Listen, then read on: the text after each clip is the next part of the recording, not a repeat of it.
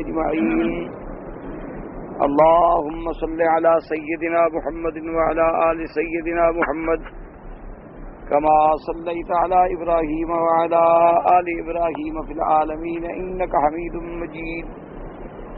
قال الله تبارك وتعالى في كلامه المجيد: أعوذ بالله من الشيطان الرجيم بسم الله الرحمن الرحيم. افلا يتدبرون القرآن ولو كان من عند غير الله لوجدوا فيه اختلافا كثيرا وإذا جاءهم أمر من الأمن أو الخوف أذاعوا به ولو ردوه إلى الرسول وإلى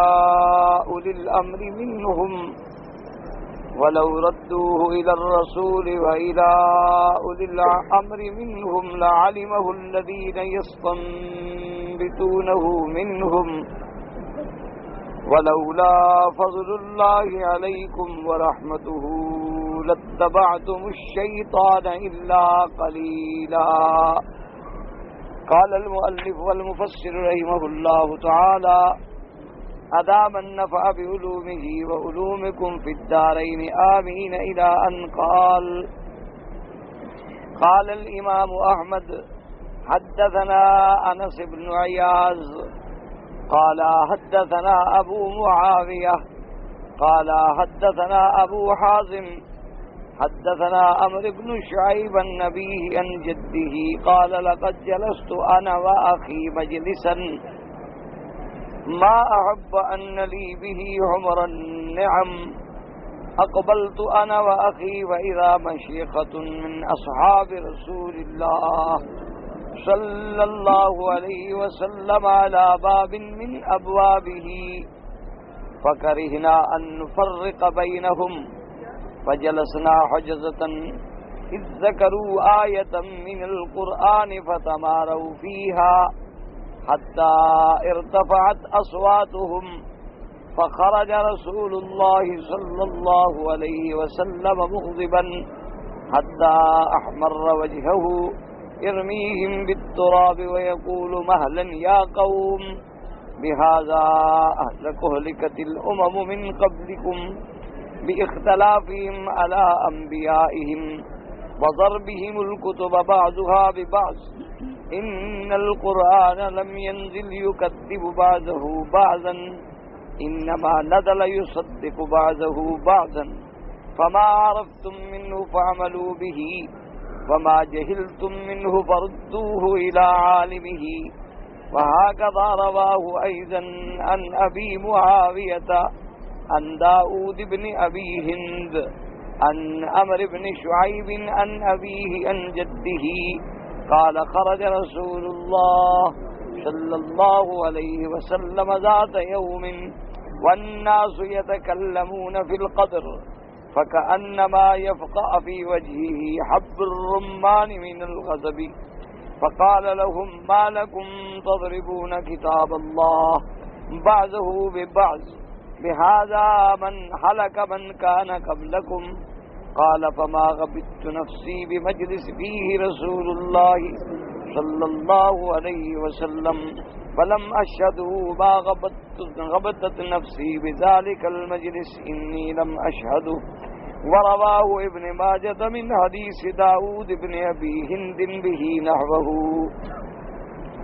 اب مفسر رحمۃ اللہ علیہ قرآن مقدس کی اس آیت پر اپنے دلائل ارشاد فرما رہے ہیں کہ امام احمد رحمۃ اللہ علیہ نے اس سند سے یہ روایت نقل فرمائی ہے عمرو بن شعیب عن ابیہ عن جدہ سے، اور وہ فرماتے ہیں کہ میں اور میرا بھائی ہم جو ہیں ایک مجلس میں بیٹھے. وہ مجلس اتنی اچھی تھی، اتنی بہتر تھی، اتنی مفید تھی کہ مجھے اس کے بدلے میں سرخ اونٹنیاں بھی ملتی نہ تو وہ زیادہ خوشی نہ ہوتی جتنی مجھے اس مجلس میں پیدا ہوا حاضر ہونے میں خوشی ہوئی. یہ عربوں میں ایک محاورہ ہے، جیسے کہ میرے آقا سرکار مدینہ صلی اللہ علیہ وسلم آپ نے بھی ارشاد فرمایا ایک حدیث مبارک میں لَأَن يَهْدِيَ اللَّهُ بِكَ رَجُلًا وَاحِدًا خَيْرٌ لَكَ مِنْ حُمُرِ النِّعَمِ او كما قال رسول اللہ صلی اللہ علیہ وسلم۔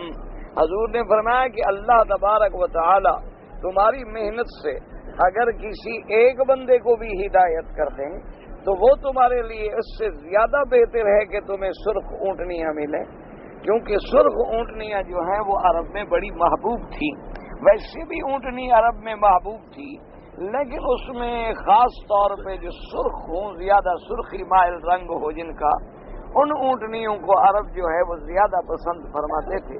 تو اس لیے ہمیں حکم ہے کہ یہ ضروری نہیں ہوتا کہ دین کی کوئی بات ہے تو جتنا اللہ نے کسی بندے کو علم دیا ہے اس پر ذمہ داری ہے کہ وہ آگے یہ بات پہنچائے۔ مثلاً آپ کو ایک ہی مسئلہ آتا ہے تو وہ ایک مسئلہ ہی بیان کریں، وہ ضروری نہیں ہے کہ سارے مسئلے جب تک آئیں گے تو پھر تم سکھاؤ گے۔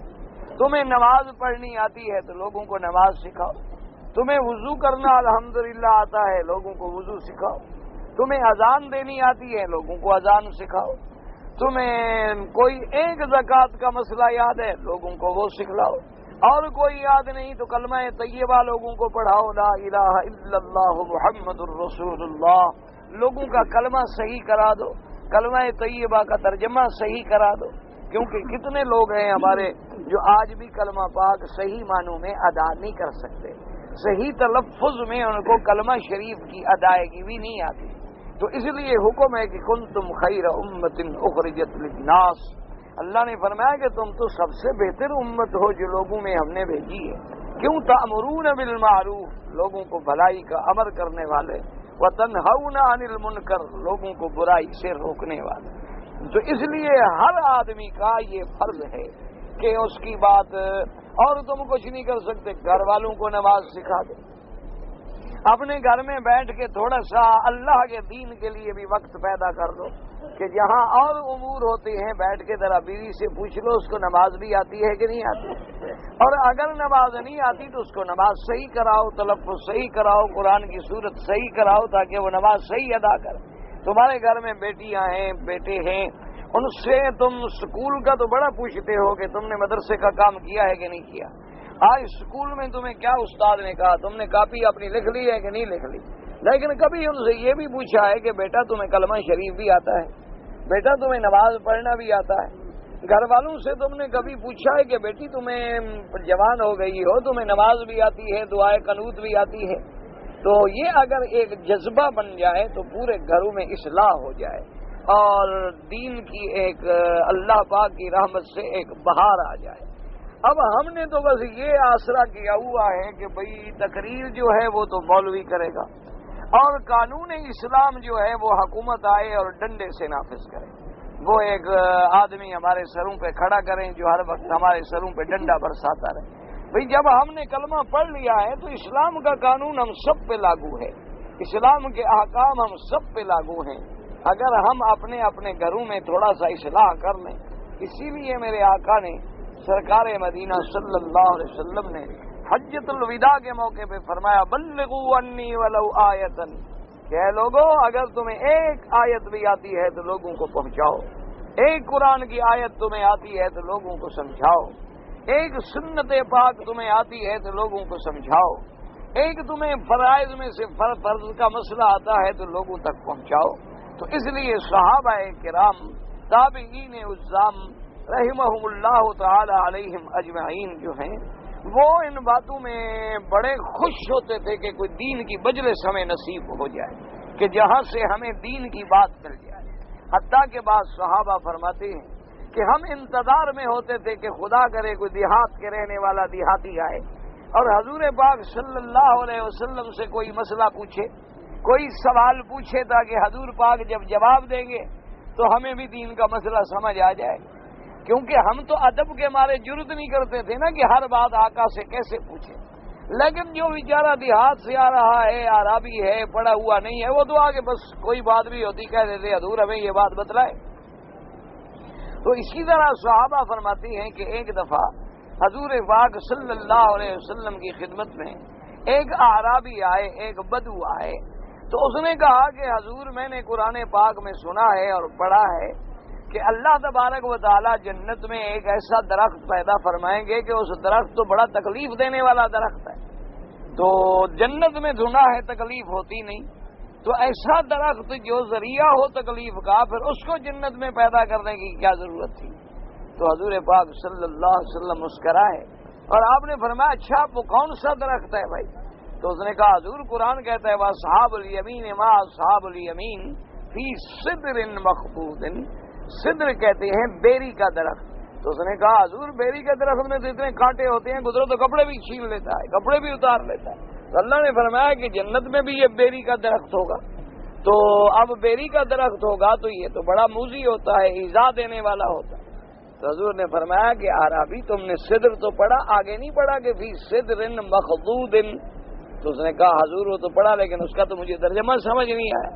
تو آپ نے فرمایا کہ فی صدر، ایسا بیری کا درخت جس کے کانٹے نہیں ہوں گے، تو جب اس کے کانٹے ہی نہیں ہوں گے تو ایذا بھی نہیں ہوگا، ہر کانٹے کے بدلے میں وہاں اس کا پھل ہوگا۔ اور آپ نے فرمایا اللہ کے بندے یہ دنیا کا بیر تھوڑا ہوگا، وہاں تو مثلا کلال حجر، بستی حجر کے جو بڑے بڑے مٹکے ہیں اس کا تو اتنا اتنا بڑا پھل ہوگا، اور اس کے اندر تو 70 قسم کا طعم ہوگا، اور وہ بیری کا درخت اتنا ذائع والا ہوگا کہ 100 سال گھوڑا دوڑاتے رہو تو اس کا سایہ ختم نہیں ہوگا۔ تو وہ تمہارا یہ بیری کا درخت تھوڑا ہوگا۔ تو جب اس کو بات سمجھ آئی تو اب صحابہ کو بھی سمجھ آ گئی رضوان اللہ تعالی علیہم اجمعین، اللہ تبارک و تعالی ان پہ اپنی کروڑوں رحمتیں نازل فرمائے۔ تو اب دیکھیں یہ صاحب تابعی ہیں، فرما رہے ہیں کہ ہم ایک ایسی مجلس میں آئے کہ ہم نے ایسی مجلس جو ہے اگر مجھے اونٹنیاں بھی مل جاتی، سرخ اونٹنیاں بھی مجھے نصیب ہوتی تو خوشی نہ ہوتی۔ کہتی ہیں کہ اس مجلس میں حضور کے صحابہ بیٹھے تھے رضوان اللہ علیہم اجمعین، اور قرآن کی کسی آیت پہ وہ بحث کر رہے تھے، اور آپس میں ان کا ایک مناظرہ چل رہا تھا قرآن مقدس کی آیت مبارک پر۔ تو ان کی آواز جو تھی وہ اونچی ہوتی گئی، کیونکہ ایک دوسرے کے مقابلے میں جب دلیل دینے لگے تو اس نے دی، پھر اس نے دی، آواز اونچی ہو گئی۔ تو حضور صلی اللہ علیہ وسلم سرکار مدینہ صلوات اللہ وسلام اللہ علیہ، اللہ کے کروڑوں صلاۃ و سلام ہوں میرے آقا پر، حضور پاک اندر سے تشریف لائے تو آپ کا چہرہ مبارک جو تھا وہ غصے سے سرخ ہو گیا۔ حضور صلی اللہ علیہ وسلم نے فرمایا کہ کیا کر رہے ہو؟ اور ایک روایت میں ہے کہ آپ نے ایسے مٹی مبارک بھی پھینکی کہ کیا کر رہے ہو تم، کیا جھگڑا کر رہے ہو اللہ کے قرآن؟ اللہ نے قرآن اسی لیے اتارا ہے کہ تم ایک آیت ادھر سے پڑھو اور ایک آیت ادھر سے پڑھو اور ایک دوسرے کا رد کرو۔ اللہ کا قرآن ایک دوسرے کی تصدیق کرتا ہے۔ اللہ کا قرآن ایک جگہ اگر کوئی مسئلہ ہے تو دوسری جگہ اس کی تصدیق و تائید ہے، یہ نہیں کہ ایک جگہ کچھ ہے اور دوسری جگہ کچھ ہے، تردید ہے۔ اسی طرح پہلی امتیں جو تھیں وہ ہلاک ہو گئیں کہ انہوں نے بھی اللہ کے کتابوں میں میخ نکالی، اللہ کی کتابوں میں بحثیں کی، اس میں بھی انہوں نے اگر مگر اپنے دماغوں سے لڑایا اور نتیجہ یہ نکلا کہ اللہ نے ان کو برباد کر دیا۔ اگر تم بھی اللہ کے قرآن میں اپنے عقل سے بحثیں کرو گے تو تمہارا نتیجہ بھی وہ ہلاکت و بربادی نکلے گا۔ اللہ کے قرآن کی جو بات سمجھ آ جائے اس پہ عمل کرو، اور اللہ کے قرآن کی جو بات سمجھ نہ آئے فردوہ الی عالمہ، اس کو پھر علماء کی خدمت پہ لے جاؤ، اہل علم کی خدمت پہ لے جاؤ۔ تم خود نہ سارے اپنے منشے سے مولوی بننا شروع کر دو، بلکہ اہل علم کے پاس رجوع کرو تاکہ وہ اللہ کا قرآن جو ہے تمہیں سمجھا سکے، اللہ تبارک و تعالیٰ کے قرآن کی آیت کا مفہوم جو ہے وہ بتا سکے۔ اب دیکھیں کہ بڑے بڑے صحابہ ہیں، عربی ہے، عربی زبان کے ماہر ہیں، لیکن ان کو بھی اللہ کے نبی حکم فرماتے ہیں کہ تم عالم کی طرف جاؤ۔ تو اب اگر کوئی اردو پڑھا لکھا میرا بھائی دعویٰ کرے کہ ہم ترجمہ پڑھ کے قرآن سمجھ لیں گے، یہ بڑا مشکل بات ہے۔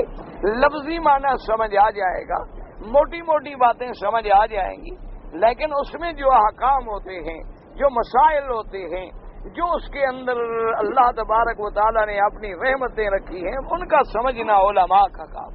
یعنی حضور پاک صلی اللہ علیہ وسلم میرے آقا کے زمانے میں رمضان المبارک کے روزوں کے بارے میں جب حکم نازل ہوا تو اللہ تبارک و تعالیٰ نے قرآن میں ارشاد فرمایا کلوا واشربوا حتی یتبین لکم الخیط الابیض من الخیط الاسود من الفجر کہ تم کھاؤ پیو جب تک کہ سیاہ دھاگا سفید دھاگے سے علیحدہ نہ ہو جائے اس وقت تک کھاتے پیتے رہو۔ تو اب ایک صحابی ہے میرے آقا کے، صحابی جنہوں نے خود حضور کے ہاتھ پہ اسلام لائے، جنہوں نے حضور کی زبان مبارک سے قرآن سنا، تو اس بندے نے، اللہ کے بندے نے کیا کیا، وہ بازار سے جا کے 2 دھاگے لے آیا، ایک کالے رنگ کا اور ایک سفید رنگ کا، اور دونوں دھاگوں کو اپنے سرانے کے نیچے یوں رکھ کے بیٹھ گیا، ان کو بھی دیکھتا رہے اور پانی بھی پیتا رہے، ان کو بھی دیکھتا رہے اور کھاتا بھی رہے، اور نتیجہ یہ نکلا کہ وہ تو دن ہو گیا۔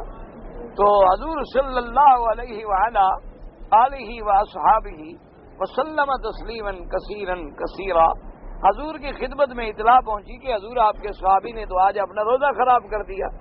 تو حضور پاک نے انہیں بلایا، آپ نے فرمایا اللہ کے بندے تم نے کیا کیا؟ اس نے کہا حضور میں نے بالکل قرآن میں جو لکھا ہے اس پہ عمل کیا ہے۔ قرآن شریف نے خود یہ حکم دیا ہے کہ حتی یتبین لکم الخیط الابیض، خیط کہتے ہیں دھاگے کو، ڈورے کو، سفید اور ڈورا سیاہ۔ تو یہ دیکھیں میں دونوں ڈورے لے آیا اور میں نے تو بالکل سرانے کے نیچے رکھ لیا، اور ہر 2 منٹ کے بعد میں دیکھتا رہا۔ حضور پاک نے فرمایا ماشاء اللہ ان وسادتک لعریض، کہ بھائی تمہارا سرانہ تو اتنا لمبا چوڑا ہے کہ جس میں سیاہ ڈورا بھی آ گیا اور سفید ڈورا سب تیرے سرانے کے نیچے آ گئے۔ اس نے کہا حضور یہ دھاگے ہیں، بالکل آ گئے۔ حضور نے فرمایا اللہ کے بندے تم نے تو قرآن کو سمجھا ہی نہیں۔ من الخیط الابیض، جو اللہ نے فرمایا ہے کہ حتی یتبین لکم الخیط الابیض من الخیط الاسود من الفجر، تو آگے تم نے فجر تو پڑھا نہیں اور بازار سے سودا لے کے آ گئے بازار۔ اللہ کے بندے مانا یہ تھا کہ ایک صبح کاذب ہے اور ایک صبح صادق ہے، کہ جب پہلے صبح ہوتی ہے تو اگر اس کی روشنی سیدھی اوپر چلی جائے یوں جیسے کہ میزائل چلا جاتا ہے تو یہ صبح کاذب ہے، اور صبح صادق وہ ہوتی ہے کہ جب روشنی اوپر جائے تو ساتھ پھیلنا بھی شروع ہو جائے، اس کے اثرات بھی مرتب ہونے شروع ہو جائے، تو وہ اللہ کے بندے خیط ابیض ہوتی ہے، وہ صبح کاذب ہے اور وہ صبح صادق۔ تو اسلام نے ہمیں یہ حکم دیا ہے کہ جب تک صبح صادق نہ ہو اس وقت تک کھا سکتے ہو، لیکن جب صبح صادق ہو جائے اور روشنی اپنی پھیلنی شروع ہو جائے تو پھر کھانا بند کر دو۔ تو یہ مراد تھا، یہ بازار سے تم دھاگے لے کے رکھ کے بیٹھے ہوئے، تو اتنے بڑے لوگ زبان دان، لیکن ان کو بھی مسئلہ جو ہے وہ سمجھ نہ آیا جب تک کہ حضور پاک صلی اللہ علیہ وآلہ آلہ واصحابہ وسلم تسلیما کثیرا کثیرا نے مسئلہ نہ سمجھایا۔ تو اسی طرح آج بھی قرآن کے احکامات ہیں، اب نماز کے مسائل ہیں، یعنی آپ یقین کریں ہم مولوی تو خیر نہیں ہیں، ابھی تو طالب بھی نہیں بنے، لیکن بہرحال کچھ زندگی اسی کام میں گزر رہی ہے، ہمیں خود نماز کے کئی مسئلے ہیں جو نہیں آتے، پھر کتابیں اٹھا کے ڈھونڈتے رہتے ہیں، یعنی ابھی تک تو ہم پورے نماز کے مسائل کو بھی اچھی طرح نہیں سمجھ سکتے، یعنی بعض باریکیاں ایسی آ جاتی ہیں یقین فرمائیں کہ کتابوں میں بھی نہیں ملتی، ایسے ایسے مسئلے پیدا ہو جاتے ہیں نئے نئے کہ ان کا کتابوں میں ذکر نہیں ہوتا، تو اب ہم بھاگ رہے ہوتے ہیں کہ ادھر سے کتاب ڈھونڈو، وہ کتاب دیکھو شاید اس نے لکھا ہو، شاید اس نے لکھا ہو، شاید اس نے لکھا ہو، تو پھر کسی 10 کتابوں کے بعد جا کے ملتا ہے، اور پھر بھی نہ ملے تو پھر کسی استاد سے رجوع کرتے ہیں کہ جی یہ مسئلہ تو ہمیں سمجھ ہی نہیں آ رہا۔ اسی طرح کتاب البیوع جو ہے، زکوٰۃ کے مسئلے، بیع کے مسئلے اتنے مشکل ہیں، یادی نہ ہو یادی۔ اچھا اسی طرح علم میراث ہے، اس میں اتنی مسائل پیدا ہو جاتے ہیں کہ ہر وقت ایک نیا مسئلہ پیدا ہو جاتا ہے۔ اب جناب جب تک علم میراث کا کوئی آدمی ماہر نہ بیٹھا ہو تو میراث کا مسئلہ وہ بتلا ہی نہیں سکتا۔ اچھا اسی طرح تحریم کے مسائل ہیں کہ کن کن سے عورتوں سے نکاح حرام ہے اور کن عورتوں سے نکاح حلال ہے۔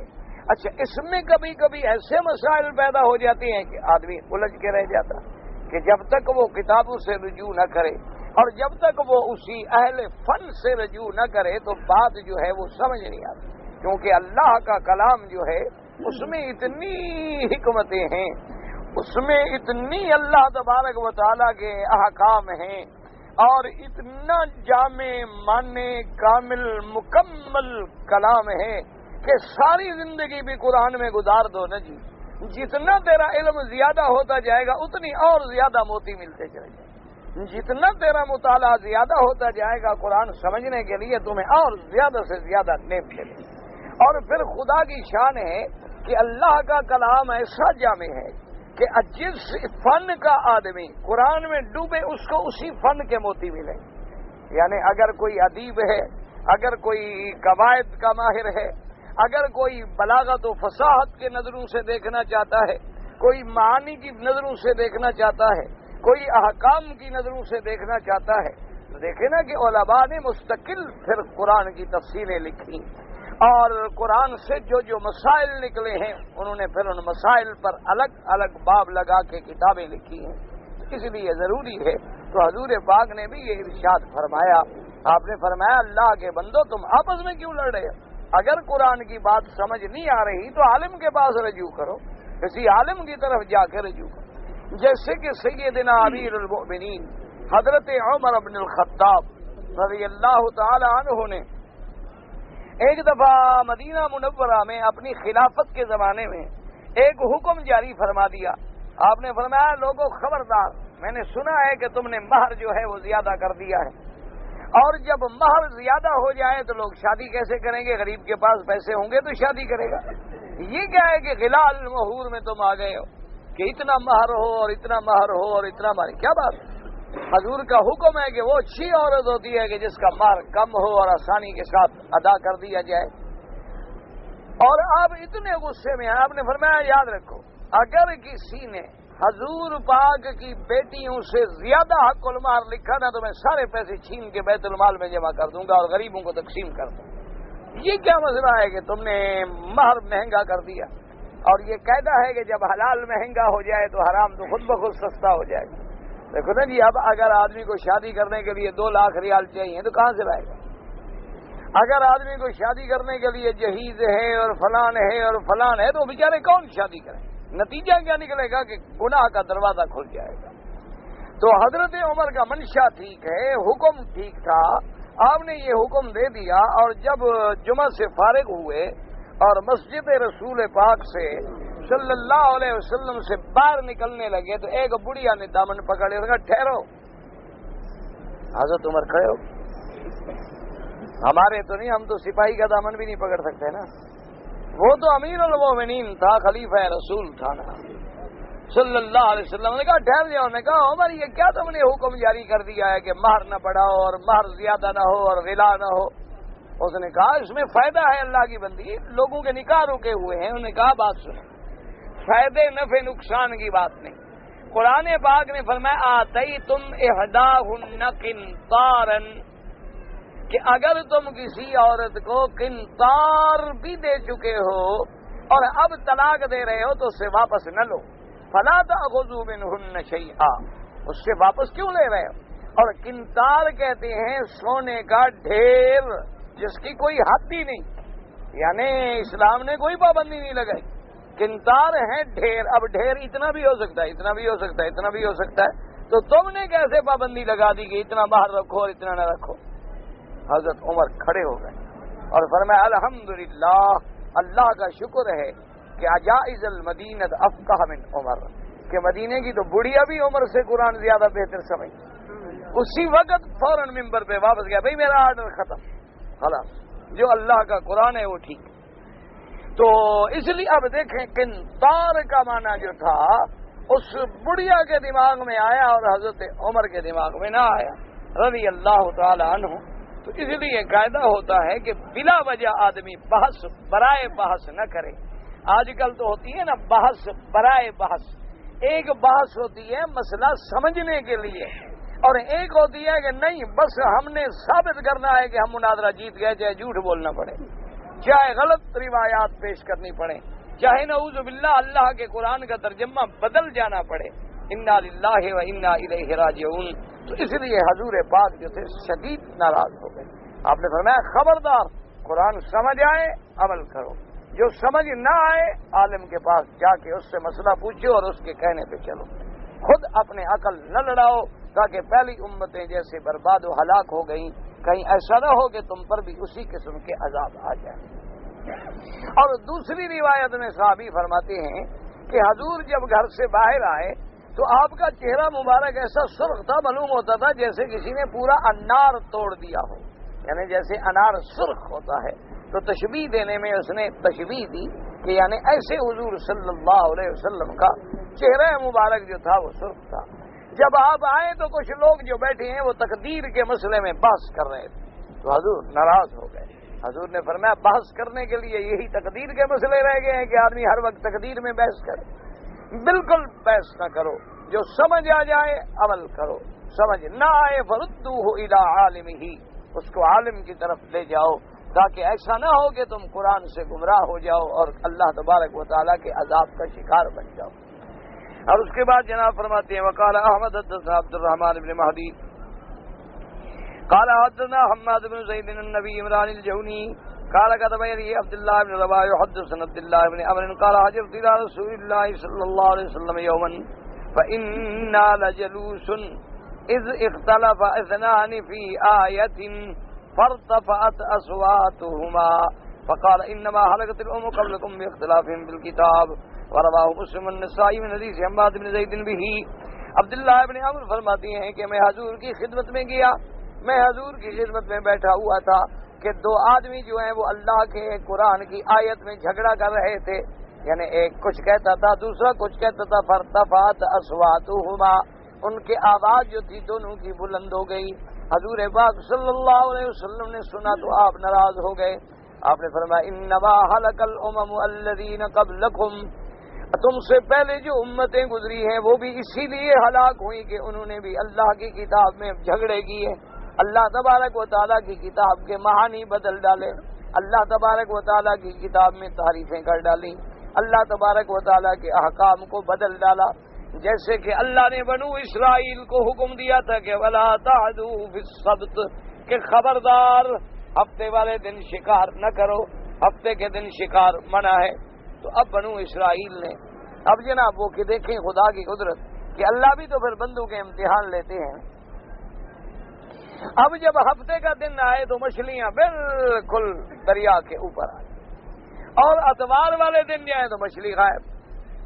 تو اب انہوں نے کہا بھئی یہ حکم تو ہے، اب کیا کریں؟ ایسا کرتے ہیں کہ حکم بھی نہ ٹوٹے اور ہمارا کام بھی ہو جائے. تو انہوں نے کیا کیا؟ انہوں نے جناب یہ کیا کہ وہ جو نہریں تھیں، نالے تھے بڑے بڑے، ان کے قریب میں انہوں نے ہاؤس بنائے اور اس کے اندر چھوٹی چھوٹی نالیاں بنا دی اور اس میں ایسے راستے بنائے کہ پانی چلا جائے.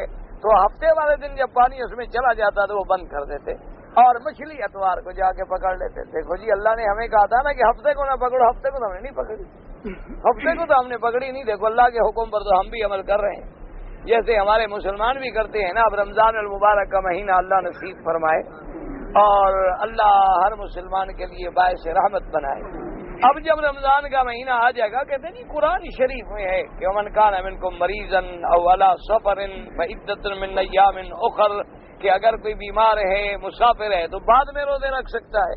تو وہ جناب رمضان میں بیمار ہو جائیں گے کہ بھئی ہم بیمار ہیں، اور بعد میں جب ٹھنڈا وقت آئے گا تو دیکھا جائے گا روزے رکھ لیں.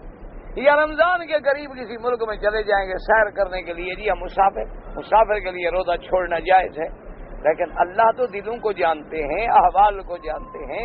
تم بیمار بن کے ڈاکٹر کو بھی دھوکہ دے سکتے ہو لیکن خدا کو تو نہیں دے سکتے. تو اس قسم کے اللہ کے احکام کو توڑنے کے لیے بہانے بنانا، تو یہ نتیجہ کیا نکلتا ہے کہ آدمی ہلاک و برباد ہو جاتا. جیسے ہمارے ملک میں جب زکوٰۃ کا حکم ہوا تو اب جو شیعہ حضرات تھے انہوں نے کہا ہم تو نہیں دیتے زکوٰۃ، ہم تو اس فقہ پہ عمل ہی نہیں کرتے. تو بہرحال وہ غلط بات تھی. اصول یہ ہوتا ہے کہ جو اکثریت ہے اس کا حکم چلے گا، لیکن بہرحال انہوں نے اس وقت جو بھی حاکم تھے جیسے بھی تھے، ہمیں تو کسی کی حکومت سے یا سیاست سے الحمدللہ کوئی تعلق نہیں، ہمیں تو اپنے دین کی بات کہنی ہے. تو انہوں نے لکھ دیا کہ اچھا بھی کوئی اگر شیعہ ہے تو وہ زکوٰۃ اس کی نہ کاٹی جائے. تو اب لوگوں نے زکوٰۃ سے بچنے کے لیے فارم بھر کے دے دیے کہ جی ہم بھی شیعہ. تو یہ اللہ کے قانون کو توڑنا ہے اور اللہ کے غضب کو دعوت دے کہ محض زکوٰۃ سے بچنے کے لیے اپنا مذہب تبدیل کر دیا، اپنے مذہب کو بیچ ڈالا اور بدل ڈالا کہ ساری زندگی تو اہل سنت تھے، اب پیسے سے بچنے کے لیے جناب مذہب بھی ختم ہو گیا. یا بہت سارے لوگ جو ہیں ایسا کرتے ہیں کہ اللہ تبارک و تعالی معاف فرمائے، انہوں نے مسئلہ سن رکھا ہے کہ زکوٰۃ اس پیسے پہ ہے جس پہ حولان حول ہو جائے، یعنی سال گزر جائے. جب سال گزرے گا تو زکوٰۃ دینا ضروری ہو جائے گی۔ تو وہ بعض بڑے بدبخت ہوتے ہیں، وہ کیا کرتے ہیں کہ جب دیکھا کہ بھی اب 11 مہینے گزر گئے ہیں، ابھی سال گزرنے والا ہے، تو اپنا ایک چیک کاٹ کے بیوی کے اکاؤنٹ میں پیسے داخل کر دیں، اور میرے اکاؤنٹ میں تو اب ہے نہیں، اس پہ تو سال گزرا نہیں تو زکوٰۃ بچ گئی۔ اب بیوی کے جب 11 مہینے گزرے تو اس نے خاوند کے اکاؤنٹ میں پیسے ڈال دیے، تو نہ کبھی اس کا سال پورا ہوتا ہے، نہ اس کا سال پورا ہوتا ہے، زکوٰۃ بچا رہے۔ تو یہ اللہ تبارک و تعالیٰ کے قانون کو توڑنا ہے، اللہ تبارک و تعالیٰ کے قانون سے بغاوت ہے۔ جیسے اللہ نے فرمایا کہ شراب حرام ہے، تو انہوں نے کہا کہ جی بالکل، قرآن کہتا ہے حرم علیکم الخمر،